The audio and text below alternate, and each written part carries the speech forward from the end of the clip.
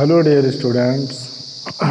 तो आज जो है आप लोगों को क्लास 11th के मैथ में पढ़ना है एक्सरसाइज 5.3 के बारे में।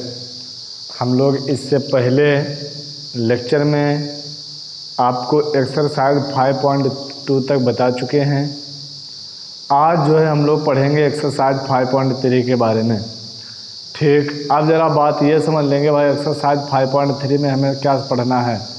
तो वो बात ज़रा ये सबसे पहले हमें समझ लेना है कि देखिए भाई जो एक्सरसाइज हमारी 5.3 वाली जो है इसमें हमें क्या करना है, द्विघात समीकरण के बारे में पढ़ना है। ठीक, द्विघात समीकरण के बारे में पढ़ना है। हम लोग द्विघात समीकरण को किस तरीके से सॉल्व करेंगे, किस तरीके से हल करेंगे, ये बात जो है हम लोगों को समझ लेना है यहाँ पर।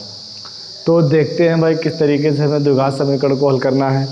तो सबसे पहले तो हम लोगों को ये जान लेना होगा कि जो आपकी द्विघात समीकरण होती है, द्विघात समीकरण होती है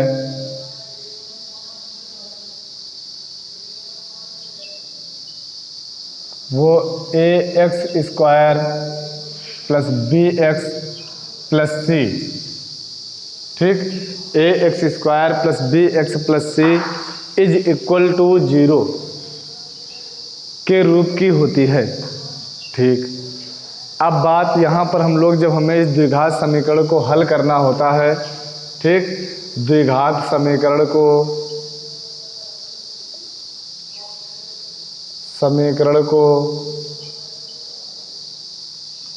हल करना, तो देखिए भैया हम लोग करते क्या हैं, जब हमें द्विघात समीकरण को हल करना पड़ता है तो वहाँ पर हम लोग क्या कर लिया करते हैं, कहते हैं कि ये जो हमें द्विघात समीकरण इस रूप की लिखी हुई दिखाई पड़ रही थी, तो यहाँ पर x² के गुणांक के और लास्ट वाला जो अचर पद है उनके हम लोग गुणा कर लेते हैं। ठीक, गुणा करने के बाद फिर हम लोग क्या करते हैं, जो भी आ जाता है उसके फैक्टर करते हैं। फैक्टर करने के बाद उसको b के बराबर लेकर के आते हैं। ऐसे क्वेश्चन आपने क्लास 10th में भी पढ़े थे, याद करिएगा। तो इस विधि को हम लोग कहते क्या थे, किस तरीके से हल करते थे, तो ये विधि हमारे द्विघात समीकरण को हल करने की गुणनखंड विधि होती थी।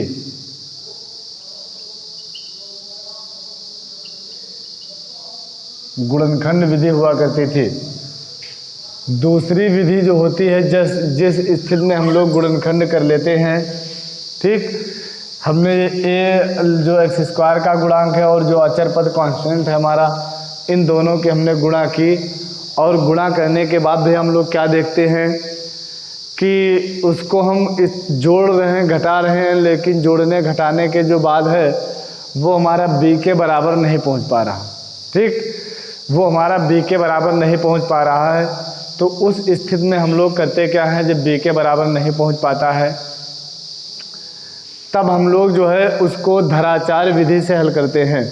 याद करेंगे भाई, तब हम लोग उस स्थिति में क्या कहते हैं, उसको धराचार विधि से हल करते हैं। तब भैया हम लोग इसको हल करेंगे किससे, सीधी धराचार विधि से।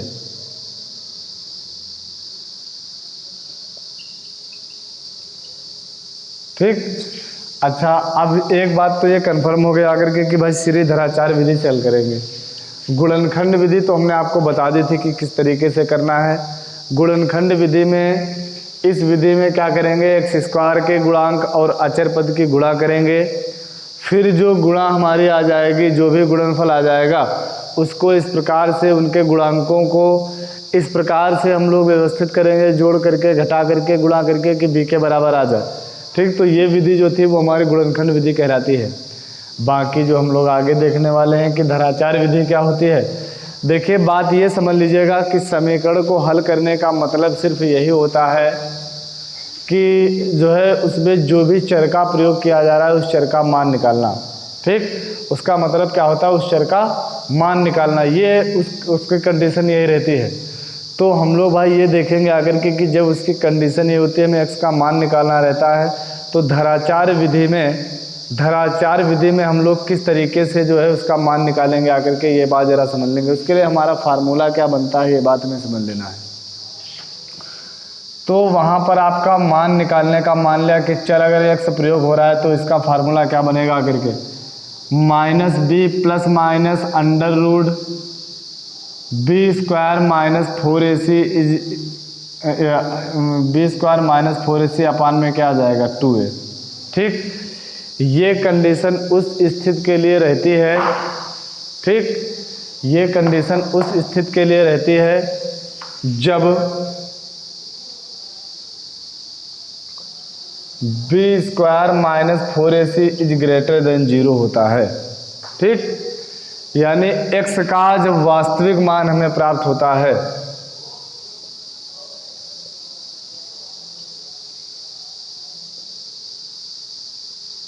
ठीक।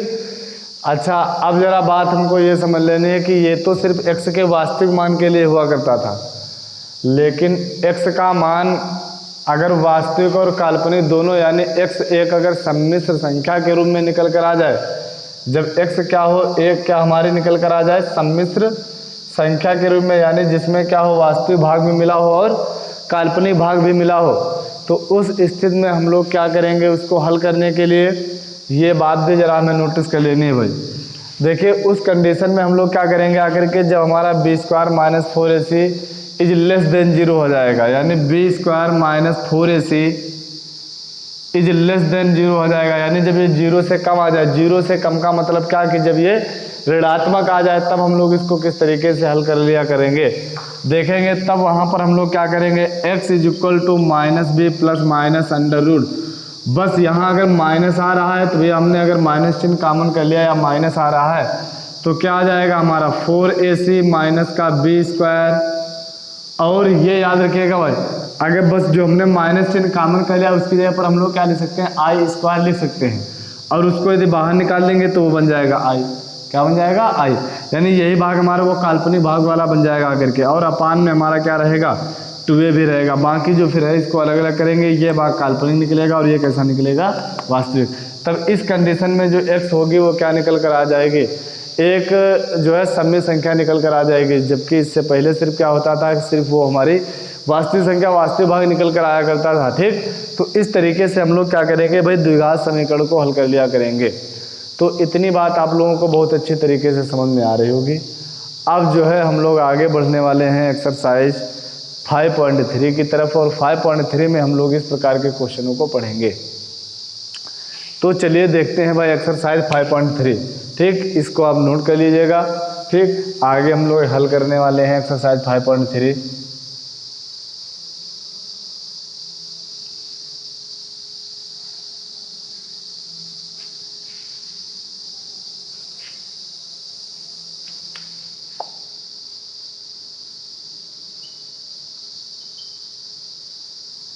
ठीक, देखते हैं पहला क्वेश्चन आपका लिखा हुआ है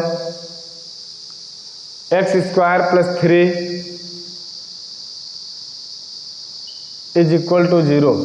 क्या लिखा हुआ हमारा, x square plus 3 is equal to 0। अब यहाँ पर देखना भैया हमें करना क्या है, बात समझ लीजिएगा हमारे, ध्यान दीजिए सभी लोग। हमने क्या किया, यहाँ पर x square is equal to क्या लिख दिया, माइनस का 3 कर दिया। इधर से स्क्वायर हटाएंगे तो इधर क्या आ जाएगा हमारा, अंडर रूट चढ़ जाएगा। तो x equal to under root हो गया माइनस का 3, और ये हमने क्या कर लिया प्लस का और माइनस का। अब बात हमें ये समझ लेनी है, यहाँ पर देखना x is equal to plus minus under root के अंदर ये क्या आ जाएगा 3i स्क्वायर, क्योंकि -1 था उसकी जगह पर क्या आ जाएगा i स्क्वायर। बाहर निकालेंगे कितना आ जाएगा 3i हो जाएगा, यानी x is equal to plus minus का क्या हो गया 3i हो गया। क्या हो गया हमारा, प्लस माइनस का 3i आ गया। अब x के हमारे जो है दो मान निकल कर आ गए, क्या x is equal to 0 plus 3i भी आ सकता है, और हमारा या हम कह लें कि x is equal to 0 minus का 3i भी आ सकता है। तो इन दोनों में से कोई भी एक मान निकल कर आपका आ जाएगा। ठीक, और चाहें तो आप इसको जो है अगर इस तरीके से ना हल करते तो ये हमारा x square plus 3 is equal to 0 चल रहा था, आप पहले द्विघातीय समीकरण से इसकी तुलना कर लेते, ax square plus bx plus c is equal to 0 से तुलना करने पर, ठीक, से तुलना करने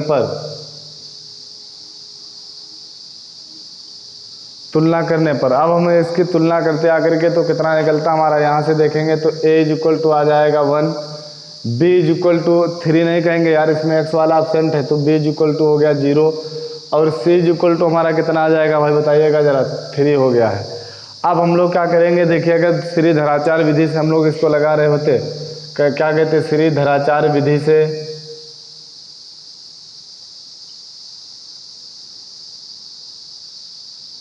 ठीक, श्रीधराचार्य विधि से अगर हम लोग इसको हल करेंगे तो देखना कितना आ जाता है, x is equal to minus b यानी माइनस का 0 plus minus under root b square तो 0 रहेगा, माइनस का 4a और c, ठीक, माइनस का 4ac और अपान 2 और a, ठीक, a वाला कितना हमारा 1 रहेगा।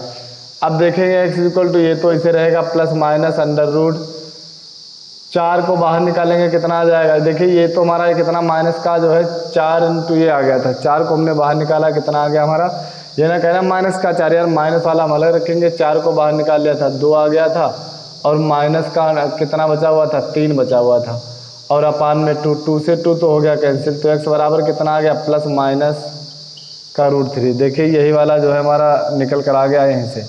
इसके बाद हमें फिर इस तरीके से इस क्वेश्चन को सॉल्व कर लेना है। तो अच्छी तरीके से सभी लोग इस क्वेश्चन को समझ गए होंगे।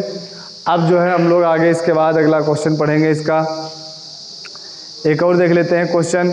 2x square plus x plus 1 is equal to 0, ठीक, 2x square plus x plus 1 is equal to 0 जो हमारा दूसरा क्वेश्चन है। 2x स्क्वायर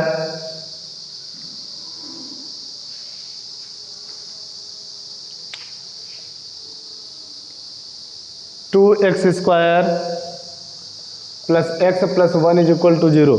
देखिए बस तुरंत वही काम करेंगे, क्या ax square plus bx plus c is equal to 0 से तुलना करने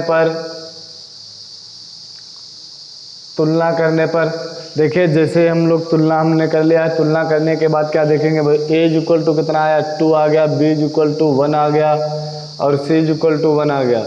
हमने रखा करके x is equal to minus b plus minus under root b square minus 4ac upon का कितना आ जाएगा 2a, तो x is equal to minus का b माइनस का 1 plus minus under root b square, 1 का स्क्वायर आ जाएगा 1, 4ac की गुणा 2 होगी, 4 से करा देंगे कितना आ जाएगा 8 आ जाएगा और 2a यानी कितना आ जाएगा a का मान भी 2 है तो कितना आ जाएगा 4, ठीक। इतनी बात फिलहाल समझ में आ गई होगी सभी के। अब देख लेते हैं इसके बाद x is equal to -1 plus minus का कितना आ जाएगा 7 अपान में कितना आ गया 4, तो x is equal to minus का 1 प्लस माइनस ये कितना आ जाएगा √7 हो जाएगा और बाहर निकाल देंगे तो आ जाएगा, ये तो पहले से हमें पता है, और ये कितना आ जाएगा 4 आ जाएगा। तो हमारा देखना है x का मान निकल कर आया क्या, माइनस का 1/4 प्लस माइनस रूट के 7/4 और आई। तो एक बार इसको 2 बार लिखेंगे आकर के, एक बार आ जाएगा माइनस का 1/4 प्लस √7/4 आई और एक बार -1/4 माइनस √7/4 आई। तो कुल मिलाकर के इस प्रकार हमें इसके 2 हल प्राप्त हो जाएंगे। तो ये हमारा क्वेश्चन हो गया क्वेश्चन नंबर 2, ठीक। इसी प्रकार आपका 3 नंबर 4 नंबर 5 नंबर 6 नंबर, तो क्वेश्चन इसी प्रकार से हैं। 7 और 8 क्वेश्चन जो हैं वो दोनों एक प्रकार के क्वेश्चन हैं। तो देख लेते हैं भाई, करें 8 नंबर क्वेश्चन जो बता दीजिए, 8 नंबर क्वेश्चन कठिन है तो देखते हैं भाई। 8 नंबर क्वेश्चन लिखा हुआ है कितना, √3x स्क्वायर माइनस का √2x plus 3√3 is equal to 0, 3√3 is equal to 0। तो ठीक यही काम ax square plus bx plus c is equal to 0 से तुलना करने पर, तो a इज इक्वल टू आ जाएगा √3, b is equal to minus का √2, c इज इक्वल टू कितना आ जाएगा 3√3। फिर काम हमें यही करना है, तो x is equal to minus b और माइनस पहले से लगा हुआ तो √2 केवल आ जाएगा, plus minus under root b square, इसका स्क्वायर करेंगे माइनस के √2 का स्क्वायर तो 2 आ जाएगा, माइनस 4ac, पहले ac की गुणा कर लेते हैं फिर 4 से करा देंगे, तो √3 आ जाएगा और 3 फिर 9 और 9 के 4 से करेंगे कितना आ जाएगा 36 अपान में 2a, तो कितना आ गया 2√3। अब देखेंगे, देखिए कितना आ जाता है अभी आगे, x is equal to √2 plus minus ये कितना बचेगा हमारा यहाँ से देखेंगे भैया, 36 से 2 चला जाएगा तो कितना आ जाएगा 34 और काहे का माइनस का होगा तो हमने वो i² लिखा और बाहर कर दिया i और अपान में कितना हो गया 2√3। अब इसको चाहें तो आप अलग अलग भी कर सकते हैं, तो कितना आ जाएगा √2/2 और √3 और प्लस माइनस इसको हम लोगों ने क्या लिख लिया √2 × 17 अपान 2√3 और कितना हो गया i। अब यहाँ से आप इसको सॉल्व कर सकते हैं। देखते हैं इसको, अगर एक बार काटेंगे तो √2 आ जाएगा, एक बार काटेंगे क्या आ जाएगा आपका √2 आ जाएगा। यहाँ से इसको अलग √2 को अलग कर देंगे, फिर एक बार यहाँ से हम लोग काट देंगे आकर के। ठीक, तो इस प्रकार से आप लोग इसको भैया सॉल्व कर सकते हैं। ठीक, आगे इसको सॉल्व कर लीजिएगा। ठीक, आगे इसको क्या करिए सॉल्व करिएगा। तो जो है हमारा इस प्रकार से ये क्वेश्चन नंबर 8 भी हमारा जो है कंप्लीट हो गया है। 8 नंबर के बाद अब देखते हैं 9 और 10 नंबर जो क्वेश्चन है वो दोनों ठीक है, एक ही प्रकार के क्वेश्चन लिखे हुए थे। तो एक बार जरा हम लोग भैया 10 नंबर क्वेश्चन भी देख लेते हैं। ठीक, देखिएगा 10 नंबर क्वेश्चन। ठीक, ये क्वेश्चन आगे सॉल्व कर लीजिएगा। क्वेश्चन इजी है, देखिएगा यहाँ से √2 से काटेंगे √2 आ जाएगा, दोनों की गुणा करा देंगे, 2 को बाहर करेंगे √2 आ जाएगा, 17 ऐसे रहेगा, √2 से यहाँ से कैंसिल होगा, फिर से √6 आ जाएगा। तो आंसर आ जाएगा हमारा कितना यहाँ से 1/√6 प्लस माइनस √17/√6 आए। ठीक है, ये आंसर आ जाएगा हमारा। अब हम लोग आगे बढ़ेंगे भैया, आगे बढ़ेंगे। क्या आता है क्वेश्चन नंबर 10 आपका लिखा हुआ है x² प्लस x/√2 प्लस 1 = कितना आ गया 0। काम वही करना है हमें, काम वही करना है क्या ax² plus bx plus c बराबर 0 से तुलना करेंगे तो a = 1 हो जाएगा, b = 1/√2 आ जाएगा, c = 1 आ जाएगा। ठीक, फिर काम वही करना है x = -b plus minus b² -4ac तो 4a रहेगा। ठीक, और अपान 2a तो 2 ही रहेगा। तो x = -1/√2 प्लस माइनस 2 करेंगे, एलसीएम में यहाँ से कितना आ जाएगा 8 और ये तो 1 ही रहेगा, माइनस का 8 प्लस का 1 तो माइनस का कितना आ जाएगा 7, माइनस का 7/2 और अपान में कितना लिखा हुआ हमारा 2 लिखा हुआ है। ठीक, इस 2 को अगर हम लोग क्या करेंगे, अगर फिर से ऊपर लेकर के जाते हैं तो वो अंश में ही रहेगा फिलहाल। ठीक, तो यहाँ से हम लोग देखेंगे कितना आ जाएगा हमारा ये x = -1/√2 और ये 2 भी इसके साथ आ जाएगा तो 2√2 प्लस माइनस ये i निकालेंगे बाहर आ जाएगा तो √7i और अपान में कितना आ जाएगा 2 तो ये वाला और √2 आ जाएगा 2√2। तो यही कुल मिलाकर के हमारा क्या आ जाएगा भैया इसका आंसर हो जाएगा। तो हम लोगों ने जो है क्वेश्चन नंबर 10 तक के क्वेश्चनों को सॉल्व कर लिया है। आगे जो है यही हमारी जो है एक्सरसाइज भी इसी के साथ कंप्लीट हो जाती है। नेक्स्ट वीडियो में हम लोग जो है नेक्स्ट एक्सरसाइज विद प्रश्नावली वगैरह पढ़ेंगे। फिलहाल आज के वीडियो में जब तक के लिए इतना ही रहता है।